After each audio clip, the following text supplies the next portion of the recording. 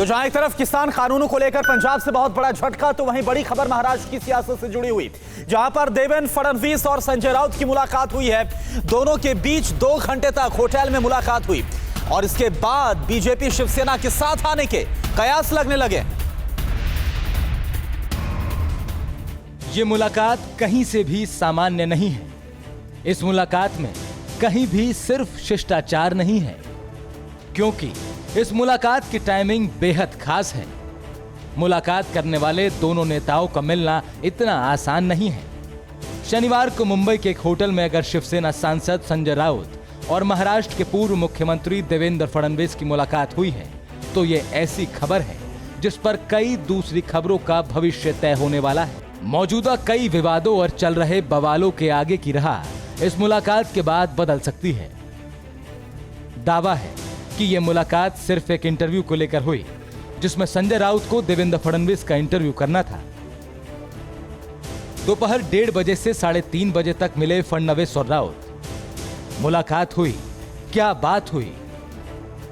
दोनों पक्ष अभी खुलकर यह नहीं बताएंगे कि मुलाकात में क्या बात हुई, लेकिन सवाल यही है कि भारतीय राजनीति इन दिनों क्या स्थिति में है कि दो इतने धुर विरोधी हो चुके नेता अचानक एक इंटरव्यू के लिए एक दूसरे से मुलाकात कर लें, वो भी 2-2 घंटे। सौभाग्य से संजय राउत सामना के संपादक हैं, लिहाजा इंटरव्यू का बहाना कर मुलाकात के असल मकसद पर फिलहाल सस्पेंस की परत चढ़ा सकते हैं। लेकिन इस मुलाकात के बाद महाराष्ट्र की राजनीति में जो भूचाल खड़ा हुआ, वो तो अपनी अलग कहानी कह रहा है। दावा है कि देवेंद्र फडणवीस की ओर से कहा गया कि वो इंटरव्यू बिहार चुनाव के बाद करेंगे और साथ ही इंटरव्यू अनएडिटेड होना चाहिए। संजय राउत ने यह इंटरव्यू शिवसेना के मुखपत्र सामना के लिए मांगा है। कहा जा रहा है कि इंटरव्यू से पहले सभी बातों की चर्चा के लिए यह मुलाकात की गई है। बात है ना हैरान करने वाली, जनाब, यह इंटरव्यू के लिए मुलाकात नहीं थी, बल्कि इतने सीनियर नेता 2 घंटे सिर्फ इसलिए मिलकर बैठे कि ये तय हो सके कि जो इंटरव्यू होगा वो कैसा होगा, कब होगा, उसके सवालात क्या होंगे। कमाल है। राजनीति की दरअसल मामूली सी जानकारी रखने वाले भी अब समझ रहे थे कि शिवसेना और कांग्रेस का मेल सामान्य घटना नहीं है। इस असमान गठबंधन की उम्र पर पहले से ही कई सवाल लगते रहे। अभी कहा नहीं जा सकता कि दोनों पार्टियों पर फिर से अलग ये दोनों होने जा रहे, लेकिन संकेत कुछ अच्छे बिल्कुल नहीं नजर आ रहे। क्या फिर से साथ आएगी बीजेपी शिवसेना?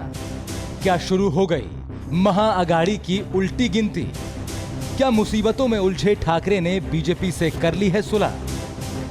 बीजेपी के प्रदेश अध्यक्ष और सीनियर लीडर चंद्रकांत दादा पाटिल फडणवीस राउत मुलाकात की पुष्टि करते हुए जो कुछ कहते हैं और जिस लहजे में कहते हैं, उससे आगे की सियासी कहानी के संकेत जरूर दिख जाते हैं। पाटिल की बातों में शिवसेना के लिए ना कोई तलखी है और ना ही मौजूदा अघाड़ी सरकार पर कोई टीका टिप्पणी। आज संजय राऊत आणि देवेंद्रजींची भेट झाल्याची मार्केटमध्ये चर्चा आहे। मला व्यक्तिशः अशी काही भेट झाल्याचं माहिती नाही आणि गेल्या 9 महिन्यामध्ये जी चर्चा चालते की हे सरकार जाणार त्याच्यामध्ये कधीही देवेंद्रजीने, मी, आमच्या कुठल्याच नेत्याने हे सरकार जाणार आहे, आमचं सरकार येणार आहे असं म्हटलं नाही। ते सरकार जाण्यासाठी आम्ही कुठले प्रयत्न करत नाही आहोत। ठीक ही कह रहे हैं चंद्रकांत पाटिल। राजनीति से जुड़े लोग मिलते जुलते ही रहते हैं, लेकिन याद नहीं आता कि जब से उद्धव ने बीजेपी को झटक कर राजनीति की अलग राह पकड़ी है, तब से दोनों दलों के किसी भी 2 इतने सीनियर नेताओं के बीच यूं बैठक हुई हो, और वो भी बेहद गुपचुप तरीके से और रहस्यमय अंदाज में। हो सकता है कि बीजेपी ने पिछले 9 महीने में अघाड़ी सरकार गिराने की कोशिश नहीं की हो, लेकिन क्या पता तब ऐसी कोई सूरत बनने की संभावना ही ना रही हो। अब जबकि शिवसेना एक के बाद एक कई सवालों में उलझ गई है, तो हो सकता है कि महाराष्ट्र में बीजेपी के लिए नए सिरे से राजनीतिक समीकरण कायम करने के मौके भी बन चुके हों। Bureau report, TV9 Bharatvarsh. क्या आप पर भी बरपा है जालसाजी का कहर? सपने टूटे आपके, न घर के न घाट के।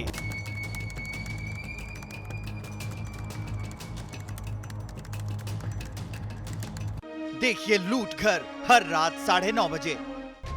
फिक्र आपकी,